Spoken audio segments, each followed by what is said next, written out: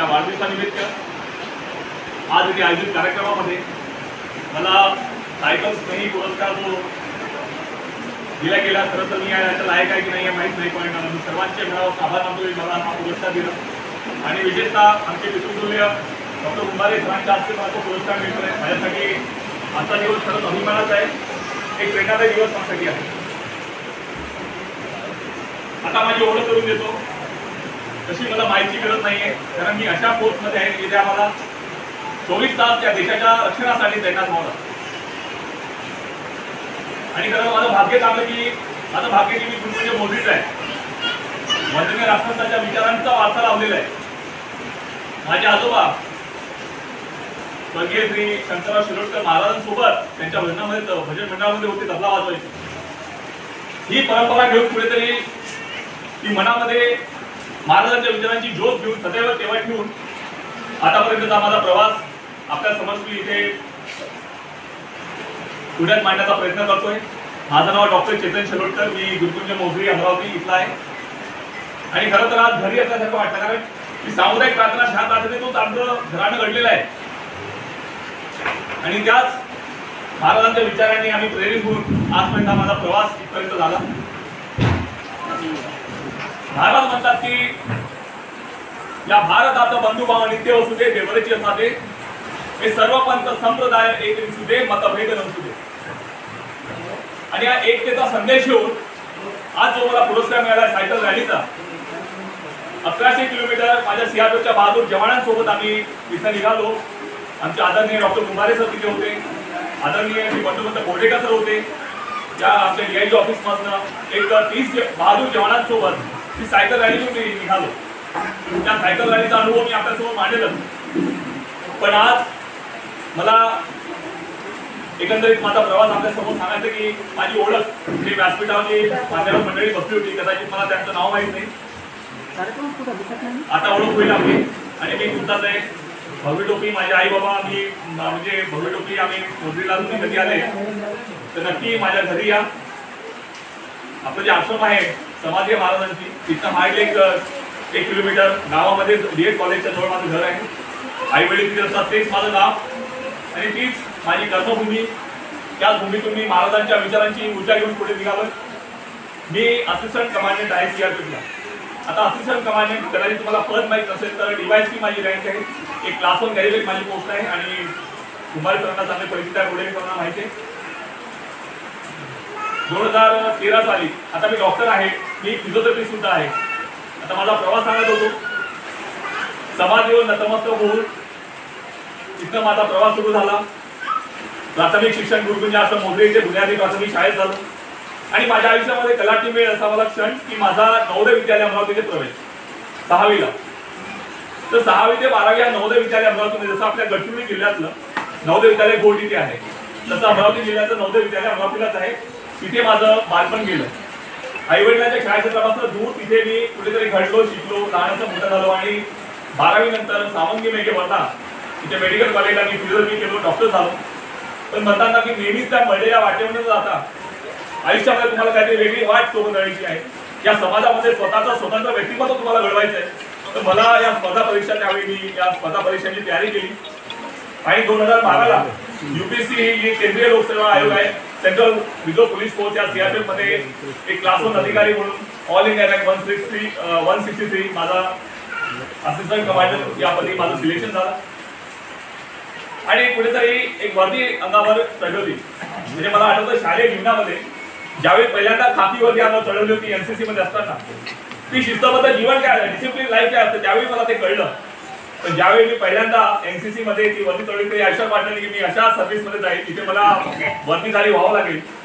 एक 150 जवानांचा commanding officer म्हणून आज मी गेल्या 8 वर्षांपासून तैनात आहे.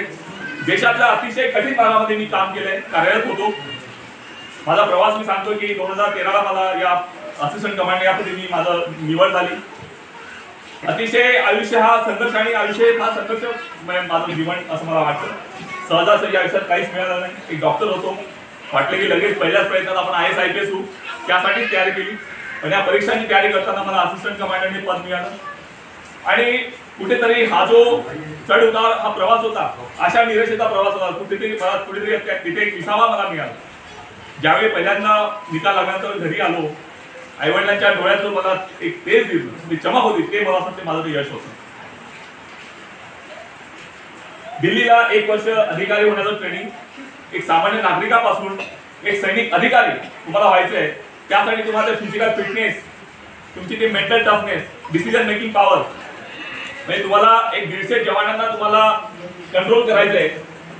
तो आदेश तुम्हाला त्यांच्यावर त्यांनी तुमच्या आदेशाचं पालन केलं पाहिजे.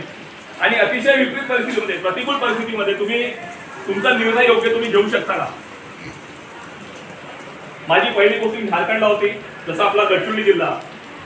तर त्यामध्ये माझं जे लोकेशन आहे पण मी पूर्ण जवळपास दक्षिण भाग गडचिरोलीचा पूर्ण मी इथे गेल्या 2.5 वर्षापासून माझा कार्यकाळ होता. इथे भामरागड, अहेरी, बुरकी, एलचील, एटापल्ली, मग इथे पेंढरी, गरबाफा, गठ्ठा, जारावंडी हा माझा कार्यकाळाचा भाग होता. ज्यावेळी दिल्लीला 2014 साली मी प्रशिक्षण घेतलं, 1 वर्षाचं अतिशय खडतर असं ट्रेनिंग, आणि पहिलीच पोस्टिंग माझी झारखंडला झाली. अतिशय संवेदनशील हा भाग होता. झारखंड आताही आहे नक्षलवादग्रस्त भाग, आदिवासी भाग. अशा भागामध्ये निधड्या छातीनं दडेकोप तिथे काम करताना अतिशय कळगोळ अनुभव असे आले. पण कुठेतरी देशाची सेवा करतोय, देशाच्या रक्षणाची जबाबदारी मिळाली आहे आणि महाराजांचेच विचार घेऊन पुढे जाण्याचा तो माझा हा प्रवास आहे. झारखंड नंतर ज्यावेळी झारखंडला होतो, अतिशय कठीण भागामध्ये, दुर्मिळ भागामध्ये मी काम केलं. जवळपास 3.5 वर्ष माझा कार्यकाळ झारखंडला होता. लातेहार म्हणजे भारतातल्या मागासलेल्या जिल्ह्यांपैकी लातेहार हा एक जिल्हा अतिशय छत्तीसगड सीमेला लागलेला. आणि त्यानंतर झारखंड नंतर माझी पोस्टिंग काश्मीरला झाली. बरं सर, काश्मीर तुम्हाला सगळ्यांना माहिती आहे, बारामुल्ला, कुपवाडा, अनंतनाग सारख्या अतिशय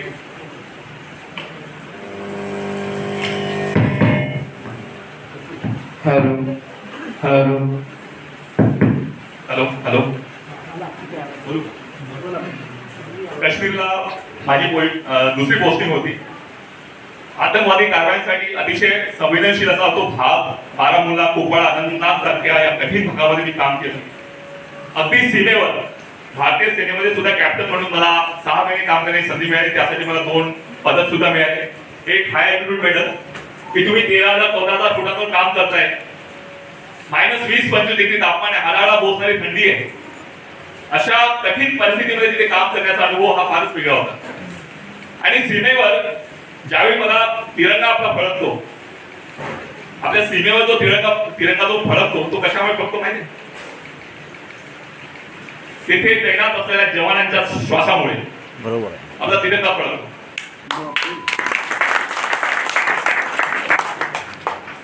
काश्मीरला असताना अनेक कळगोळ अनुभव आले. कित्येक वेळा दगडफेक व्हायची. आता तर बरीच परिस्थिती सुधारली आहे. 370 ज्यावेळी तिथे आफ्टर अबोल्युशन ऑफ आर्टिकल 370 आता परिस्थिती आटोक्यात आली. 2016, 17, 18 साली काश्मीरला होतो. बारामुल्ला, कुपवाडा, अनंतनाग सारख्या कठीण भागामध्ये काम केलं.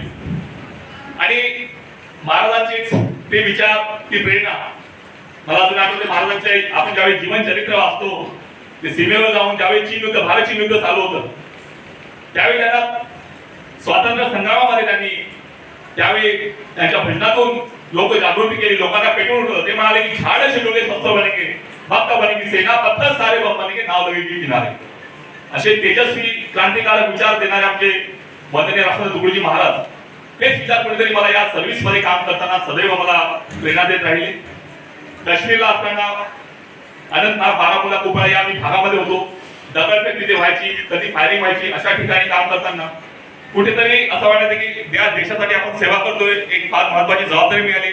एक कर्तव्यनिष्ठ संवेदनशील अधिकारी म्हणून तुम्ही या देशासाठी जेवढं चांगलं करू शकता. आणि मला भाग्य की मी गुरुकुंज मौजरीवरून ती प्रेरणा, ती ऊर्जा, ती सगळे घेऊन मी आजपर्यंत माझा प्रवास आहे.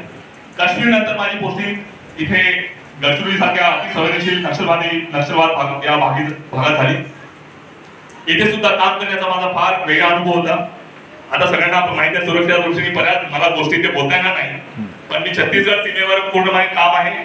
विशेषतः आमचा एटापल्ली, जारावंडी जो भाग आहे, एलचील, बुरकी, तो भाग, त्या भागामध्ये मी कार्यरत होतो. अतिशय ज्याला म्हणून आपण चॅलेंजिंग जॉब आहे. जीव घेण्या म्हणजे ज्याला म्हणतो फार तुम्हाला कधी काय होईल काय सांगता येईल अशी आमची सर्व्हिस आहे. म्हणजे कधी कुठल्या दिशेने गोळी येईल आणि कधी तुमचा या देशासाठी तुम्ही बलिदान काही या सर्व्हिस मध्ये सांगता येत नाही. अशा सर्व्हिस मध्ये काम करताना कुठेतरी ती प्रेरणा आहे. लहानपणापासून ज्या संस्कारांमध्ये वाढलो ते संस्कार पाठीशी आहेत. डॉक्टर कुमारे सरांसारखे तेजस्वी गुरु, आमचे गुरु सारखे पितृतुल्य, त्यांचे विचार आमच्या पाठीशी आहेत. आज जो मला पुरस्कार मिळाला सायकल रॅलीचा, 12 ऑक्टोबरला महाराष्ट्र राज्याचे राज्यपाल श्री भगतसिंग कोश्यारी, आपल्या जिल्ह्याचे पालकमंत्री एकनाथ शिंदे 12 ऑक्टोबरला आपल्या MIDC ग्राउंडला तिथे आले होते. त्यांनी मला ती झेंडा, तो हिरवा झेंडा दिला माझ्या हाती. त्यामध्ये एक तिरंगा झेंडा होता आणि आमचा एक CRPFचा झेंडा होता. आणि माझ्या CRPFच्या 30 बहादूर जवानांसोबत मी इथं निघालो 12 ऑक्टोबरला. आणि 1100 किलोमीटरचा हा प्रवास. मला जर कोणी विचारले की तुझ्या आयुष्यातला सगळ्यात चांगला काळ कोणता, अविस्मरणीय काळ कोणता, तर मी सांगेल की सायकल यात्रेचा माझा काळ होता. आणि त्यावर मी पुस्तक लिहितोय की माझी सायकल यात्रा. या आमच्या 30 बहादूर जवानांसोबत आम्ही इथं निघालो. ब्रह्मपुरी, उमरेड, नागपूरहून पुढे अमरावती, अकोला, भुसावळ, खामगाव, तिकडे आम्ही पुढे मग धुळे, जळगाव, नंदुरबार, मग आम्ही महाराष्ट्र बॉर्डर क्रॉस केली, नर्मदावरून पुढे गेलो. तिथे कुकरमुंडा, केवडिया, गेडियापाडा आणि मग केवडिया, असा 1100 किलोमीटरचा प्रवास. हा प्रवास काही सोपा नव्हता. यामध्ये ऊर्जा कोणाची होती? तर आमच्या सायकल यात्रेचा जो उद्देश होता तो होता एकात्मता. आता एकात्मता का? तर 31 ऑक्टोबर हा सरदार वल्लभभाई पटेल यांचा जन्मदिवस आणि तो आपल्या भारत देशामध्ये राष्ट्रीय एकता दिवस म्हणून साजरा होतो. तर या एकता दिवस निमित्त, राष्ट्रीय एकता दिवस निमित्त या भारतातील सगळ्या फोर्सेसच्या सायकल टीम आल्या होत्या. म्हणजे पाकिस्तान बॉर्डरवरून BSF ची सायकल टीम आली होती, चायना बॉर्डरवरून ITBP ची सायकल टीम आली होती, जिथे हमला झालाय पाकिस्तान बॉर्डर उरीवरून जम्मू काश्मीर पोलीसची सायकल टीम आली होती, कन्याकुमारीवरून तामिळनाडू पोलीसची सायकल टीम आली होती. अशा भारतातल्या कानाकोपऱ्यातून बिलकुल सीमेवरून सगळ्या सायकल टीम त्या स्टॅच्यू ऑफ युनिटी, ज्या देशाला आणि सगळ्या विश्वाला एकात्मतेचं प्रतीक असं ते सगळ्यात म्हणजे सगळ्यात उंच पुतळा सरदार वल्लभभाई पटेल यांच्या पुतळ्यात आम्ही तिथे गेलो. तर एकात्मतेचा संदेश म्हणतात की रंग, आपले जाती धर्म वेगळे, आपल्या अस्मिता, आपल्या परंपरा वेगळ्या, पण आपण सगळे एक आहोत.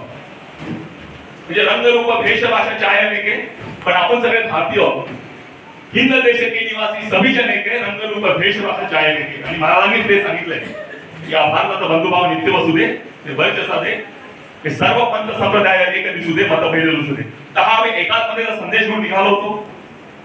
सोबतच सायकल चालवताना सांगत होते की सायकल का महत्वाची आहे, तुम्ही का सायकल चालवावी.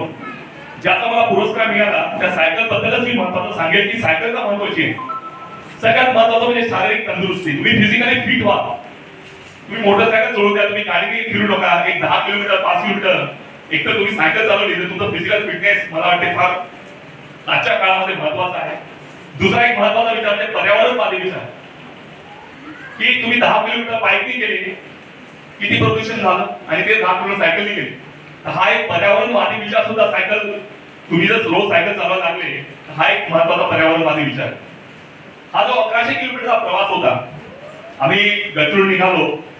प्रत्येक ठिकाणी लोकांचं इतकं भरभरून प्रेम मिळालं, इतकं आमचं चांगलं स्वागत करण्यात आलं. या प्रवासामध्ये आमचा एक अजून महत्वाचा उद्देश तो म्हणजे की या प्रवासामध्ये आमच्या रस्त्यामध्ये जे पण शहीद आम्हाला मिळत होते त्या शहीदांना श्रद्धांजली देणं. ज्या शहीदांनी या देशासाठी आपलं प्राणाची आहुती दिली, बलिदान दिलं. आओ झुककर सलाम करें उनको जिनके हिस्से में मुकाम आता है, खुश नसीब होते लोग जिनका लहू इस देश के काम आता है. तशा शहीदांना श्रद्धांजली देणं आणि त्याहीपेक्षा महत्वाचं म्हणजे त्यांच्या परिवाराला, त्यांच्या कुटुंबाला सन्मानित करणं.